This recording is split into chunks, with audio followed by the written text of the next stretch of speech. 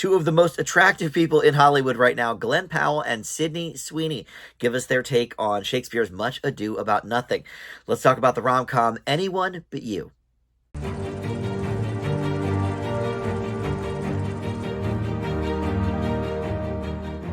Hey guys, Dan here. This is Dan Reviews It. Welcome to my spoiler-free review for the new film Anyone But You. This is playing in theaters right now. It's been a bit of a sleeper hit.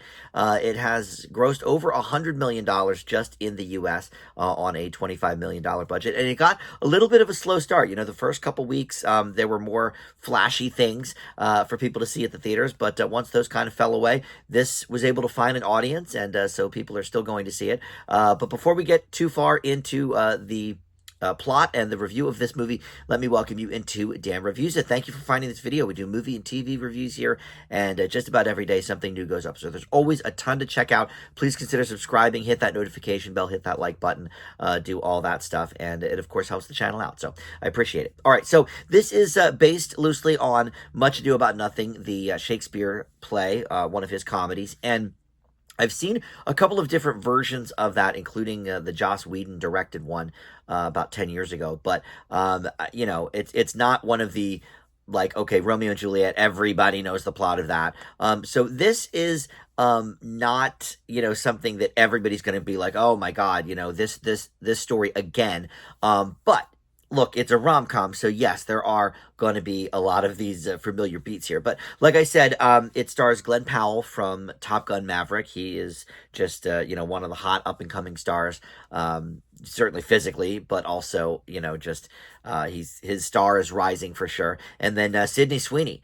You know, she is very gorgeous, and her star is rising as well for these last couple of years. So these guys are the stars of this, and there are scenes certainly where they are wearing less clothes than everybody else in the room. That happens frequently in this movie. But the two of them happen to meet at a coffee shop. He helps her out kind of through a jam, and they end up sleeping together, but she ends up leaving the morning after. She doesn't want to get too close, and then has second thoughts, goes back to the apartment and overhears him telling his friend, kind of just to save face, you know, that she was a disaster, and oh, thank God, you know, she left or whatever. So 6 months later, the two re-meet because they have some mutual friends and family, and then they end up together at a destination wedding where, well, it's a bit of a farce. There's, you know, some whispering going on, some miscommunication going on. But in any event, you know, they end up with each respective, you know, friends and family group trying to push them together. They want nothing to do with each other. But anyway, I guess that's all I'll say about the plot. But we have a lot of funny people in this movie that maybe we don't necessarily think of as, you know, big stars yet, but people whose stars are also rising. Alexandra Shipp is here.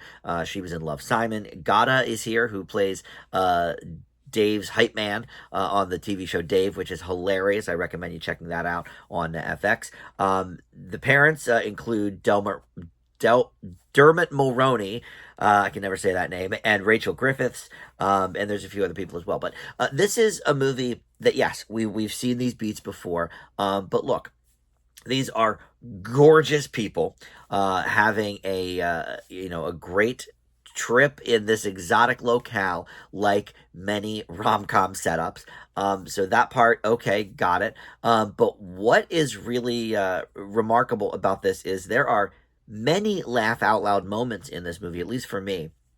And almost every single person in the supporting cast gets at least one really, really great joke or great moment for themselves. And Powell and Sweeney are obviously, you know, like I said, gorgeous. They have great chemistry together. I'm not sure that they themselves get a ton of laughs, though. I think they're really here to be beautiful and to be, you know, kissing each other and you know, kind of that love-hate thing. But everybody else in the cast for supporting really has at least one moment to shine. And I thought that was really great. You know, a lot of times we focus so much on, okay, here's the, you know, Tom Hanks and Meg Ryan, or, you know, whatever the couple is, Julia Roberts and Hugh Grant or whoever.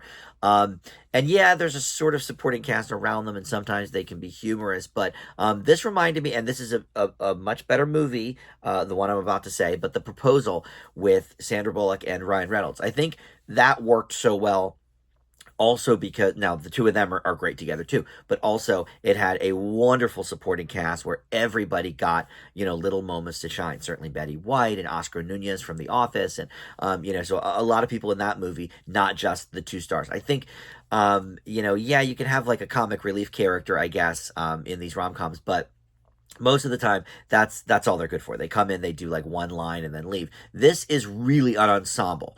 And Powell and Sweeney are fine. But I think it's the ensemble that makes this work. And again, I don't remember the ins and the outs specifically of Much Ado About Nothing, so I can't say how close to that it veers. But the script was very much based on Much Ado About Nothing. Will Gluck directed and co-wrote the script, and he has given us a lot of really good movies in the last 10 or 15 years. He directed Easy A with Emma Stone. Love that one. He directed both the Peter Rabbit movies, which are surprisingly good. And Friends with Benefits was okay with, I think that was the one with Justin Timberlake. And is it Jessica Alba? I don't remember. Anyway, doesn't matter. But yeah, so he's got a pretty good track record with movies like this.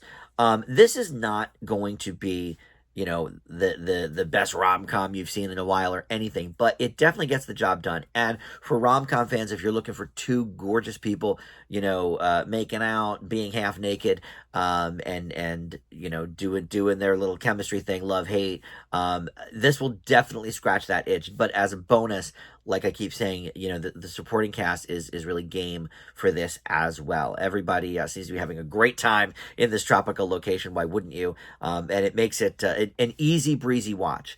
There's nothing necessarily new about it, but I think it will definitely scratch that itch for some of you rom-com fans that maybe now that Christmas season is over, you're missing, those Hallmark Christmas movies or whatever. This is definitely a step up from that, but if you are sort of missing those romance movies, now might be a perfect time to see this one in theaters. So I leave Anyone But You with a B-, and you can see that as of now in theaters. So, all right, thank you so much for watching Dan Reviews It. We'll see you next time.